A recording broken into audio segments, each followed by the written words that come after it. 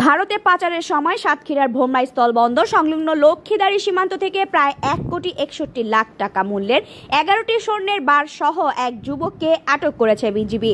বৃহস্পতিবার গভীর রাতে সদর উপজেলার ভোমরা স্থলবন্দর সংলগ্ন লক্ষ্মীদারি সীমান্ত থেকে ওই যুবককে আটক করা হয়। আটককৃত যুবকের নাম জাকির হোসেন।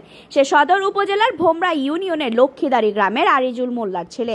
বিজিবি জানায়, সাতক্ষীরার ভোমরা স্থলবন্দর সীমান্তের মেইন পিলার 2 ও সাব পিলার 3 এর কাছাকাছি আনুমানিক 100 গজ বাংলাদেশ অভ্যন্তরে লক্ষ্মীদারি সীমান্ত দিয়ে প্রতিবেশী দেশ ভারতে স্বর্ণের একটি বড় চালান পাচার করা হচ্ছে এমন গোপন সংবাদের ভিত্তিতে ভোমরা বিওপির হাবিলদার শহীদুল ইসলামের নেতৃত্বে বিজিবির একটি চৌখুশ দল সেখানে অভিযান চালায়। এ সময় সেখান থেকে উক্ত চোরা কারবারি যুবক জাকিরকে আটক করা হয়।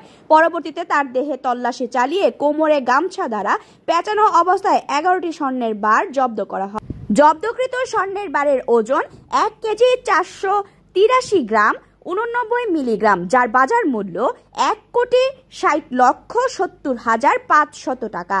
সাতক্ষীরা 33 বিজিবি ব্যাটালিয়ন অধিনায়ক লেফটেন্যান্ট কর্নেল মোহাম্মদ আশরাফুল হক বিষয়টি নিশ্চিত করে জানান, জব্দকৃত স্বর্ণের বারগুলো সাতক্ষীরা ট্রেজারি অফিসে এবং আটককৃত চোরা কারবারির বিরুদ্ধে সদর থানায় মামলা দায়ের করে থানায় সোপর্দ করা হয়েছে।